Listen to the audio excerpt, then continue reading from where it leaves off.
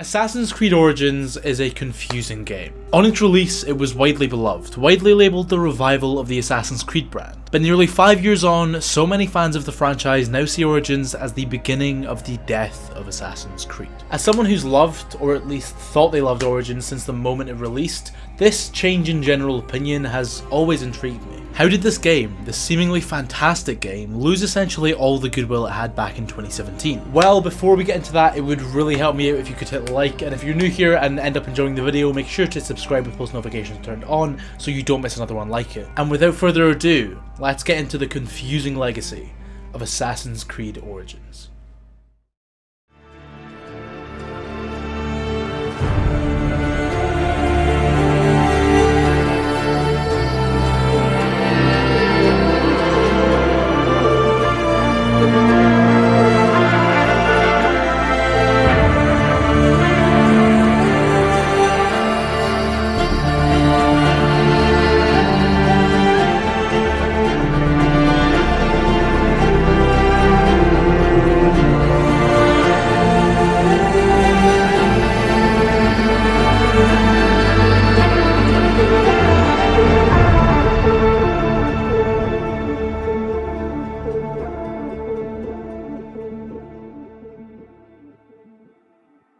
It's kind of difficult to talk about Origins without mentioning the games that came before. At this point, the Assassin's Creed series was 10 years old, with almost just as many mainline games to its name. Never before have we seen a AAA single-player franchise pump out so many entries in such a short space of time. And so it's understandable that by 2015, the fanbase saw some franchise fatigue after Assassin's Creed Syndicate's release. This franchise fatigue is so often put at the root of blame for the series' clear progressive downfall over the first half of the 2010s, with Syndicate selling fewer copies than nearly any entry before that. But to me, the real issue with this franchise back in 2015 wasn't that there were too many games. It wasn't that the quote-unquote Assassin's Creed formula had gotten old. It wasn't that the Assassin fantasy had lost its charm, or that concise story-focused single-player games were becoming less favourable among consumers. It was simply that Ubisoft were releasing terrible game after terrible game. Between 2012 and 2015, 5 Assassin's Creed games were released, and regardless of anyone's thoughts about them now, only one released to genuinely great reception. Outside of Black Flag, each of the franchise's entries around this time were seen as mediocre at best, with none of them stacking up to the original 4 games. But instead of recognising the actual root of the problem, instead of treating the franchise with care and respect, instead of investing in more development time to create better games, Ubisoft instead decided that gamers everywhere were simply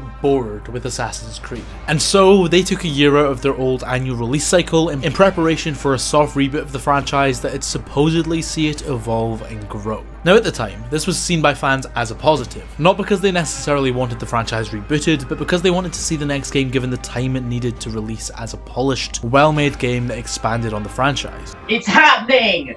Just wait a minute!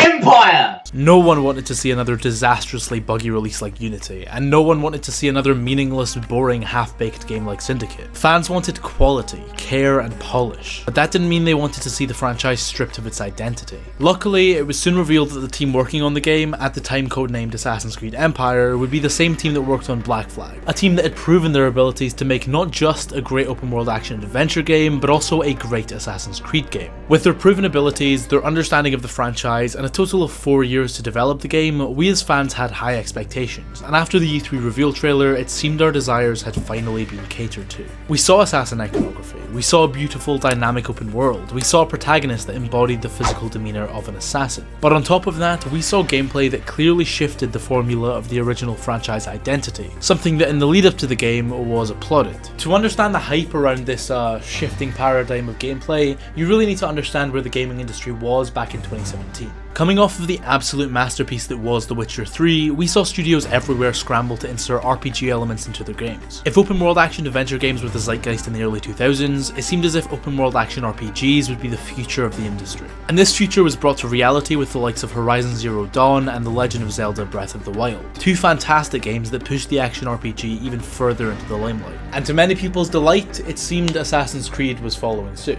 A huge map filled with side quests, bandit camps, loot, gear, crafting crafting skill trees, a hitbox-based combat system. Assassin's Creed was seemingly evolving into what at the time was the absolute best of the industry. However, these RPG elements, this new formula, it wasn't Assassin's Creed. This was a new identity, an identity which simply catered to the absolute minimum of what was becoming popular in the industry. In other words, everything that The Witcher 3 did, everything that Horizon Zero Dawn did, Assassin's Creed Origins did with a tenth of the quality or polish. Instead of optional side quests that built on the world and characters in meaningful ways, Origins was instead stuffed with cookie-cutter, repetitive side content with shallow narratives backing them. Instead of a dynamic open world that encouraged exploration, Origins brought with it a massive yet shallow recreation of ancient Egypt, which in spite of its beauty was covered in question marks and bandit caps that laid out every single place of interest on the map, entirely de-incentivizing exploration. Instead of an engaging combat system that prioritized skill, Origins created a tedious, shallow system that made your level the only factor in whether you'd win a fight or not. If you were underleveled, it was simply a mechanic that forced you into tedious repetition, whittling down an enemy's arbitrary health bar until you could eventually move on.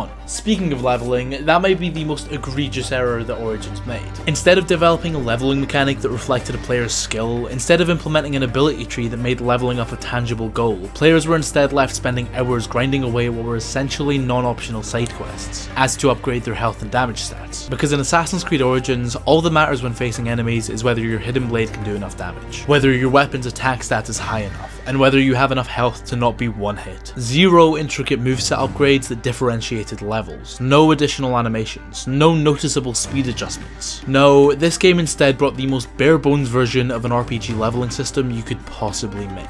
That all being said, when you strip back these half-baked, underwhelming, dull RPG mechanics that are antithetical to the franchise identity, there is a good Assassin's Creed game underneath. Now, although from what I've said so far, that sounds like a fair challenge, but thanks to New Game Plus, it becomes pretty easy to enjoy Origins as a narrative-focused Assassin's Creed game. Suddenly, with the removal of the many restrictions the leveling and crafting systems placed on the player, they can enjoy not only a usable stealth system, but one of the more varied and engaging stealth systems we've seen in the series. Suddenly, the combat doesn't become a tedious button mash of light and heavy attacks for 5 minutes, but a swift, stylish affair. Suddenly, it feels like you're playing an Assassin's Creed game, and it's this feeling that Origins creates that's a reminder of the capabilities and understanding of the series that the devs clearly had in the production of the game. Underneath all the fluff, there is a decent Assassin's Creed game within Origins, albeit one with a mediocre story. But perhaps the biggest problem with Origins lies not within the game itself, but in the effect it would go on to have. Because only 8 months after the release of this soft reboot, we would get the reveal trailer for the game that truly decimated any remaining identity that this franchise had. Assassin's Creed Odyssey. Now, there is plenty of issues with Odyssey as an RPG, as a game, as a storytelling device, as a product, but where it truly failed was in its existence as an Assassin's Creed game. Because after the initial critical and commercial success of Origins, it was decided that what fans wanted to see was more of that which dragged Origins down. Instead of seeing the origin story of the Brotherhood expanded upon, fans wanted to see even less exploration of the philosophies of the Assassins and Templars, right? Instead of seeing a stealth system that added social stealth to Origins' already quality mechanic, fans instead wanted to see the hidden blade removed. They wanted to see stealth actively de-incentivized, right? Instead of wanting a focused narrative that built better side characters and explored lore, fans wanted to see an even more bloated world, filled with cookie-cutter side quests and an even further expanded map.